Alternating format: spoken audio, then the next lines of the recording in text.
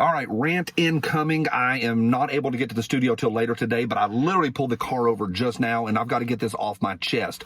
I know the sound and the lighting is not where we normally are, but I've got to deal with this right now. Yesterday, somebody, after my Asheville video, and the video that was talking about a lot of things, somebody said, can't you just let the blue-haired people be the blue-haired people in Asheville or the pink-haired warriors? There are lines in the sand that I am willing to draw, that I'm not willing to cross, that I think we all need to think about, and I'm going to talk about that right now after the jump. Y'all know I love Blackout Coffee. They support this channel. They support the Second Amendment, and it's fantastic.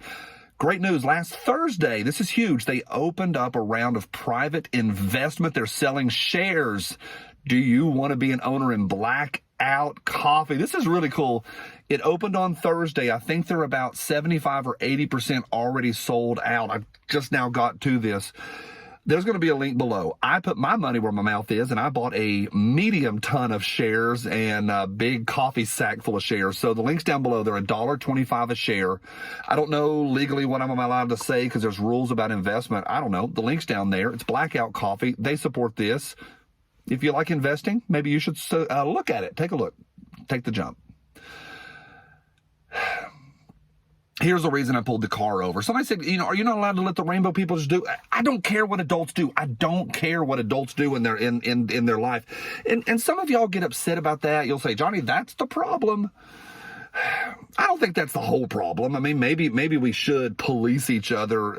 But where I'm at now in 2023, I'm not okay with the sacrifice of our children that is going on in America. We are at a point. They hit us a while back, years ago, and said, oh, all we want is equality. Just make us the same as they're. Okay, fine, take it. And then they pushed, and then they pushed, and they pushed.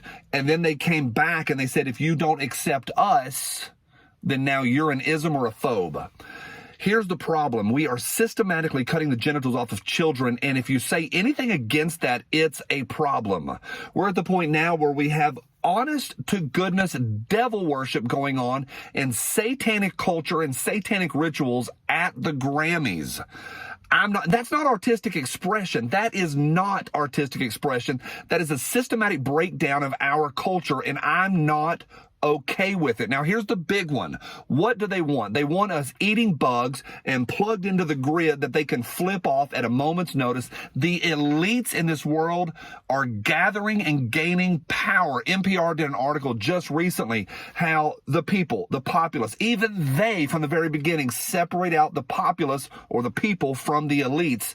And they said worldwide in developed nations this year in 23, people trust the elites less than ever. However, here's the scary part. Elites are trusting each other more and more. That bullcrap that went on overseas where they flew in 1,000 private jets and talked about you and me eating bugs, controlling what we do with our lives, controlling what we do with our bodies, and the systematic de-armament and disarmament of all people. Why? So they can be in control. They are geniuses, and I'm using the word genius at using narrative. Oh, it's about the children. If we just save one life. They've been open and honest with us. This is the first regime that has been open and honest about the systematic disarmament of us. And I like that word systematic. They are organized. They have a plan. It's a chipping away in multiple different areas. They're not just on political platforms with microphones saying, hell yes, we're coming for your ARs, although they have said that. Biden said it just last week from the microphone. There's 100 other ways that they're doing it. Some are subversive, some are sneaky, but it is there and it is prevalent and it is coming if we're not careful. I am not okay with child sacrifice. And I was about to say, as a father, even if you don't have kids, you shouldn't be okay with it. I think that whole thing of, oh, as a mother, here's what I think. Regardless of our personal, wherever we're at in our own lives, that aside, as a human, I am not okay with the sacrifice of children that's going on right now in our country. We are sacrificing our children to the god Moloch at a scary, scary rate. Several states have said, hey, we're not going to stand for it. And they got backlashed, and they are isms and phobes. I believe this, 100 years from now, they're going to write books about us and what we did to children. Granted, in the grand scheme, you don't see it every day. But more and more, we're seeing perverts having to worm their way into elementary school.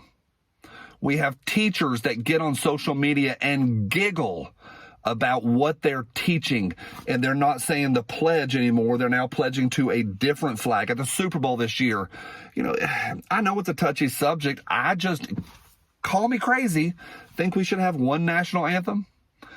I think we should be proud of where we are, and I think it's okay to be proud of America. I love this place. I'm a lover, not a fighter. Day to day, I like memes and I like silliness, but there are things in my life where I'm not willing to be okay with it. And when I'm having conversations with people on the ground, grassroots, somebody comes to me and they're like, oh, no, I will literally say, absolutely not. That is nonsense, line in the sand, and I'm okay. I'm okay with pushing towards traditional American values, pushing towards having a life that is well lived. I'm not that well lived. I make mistakes.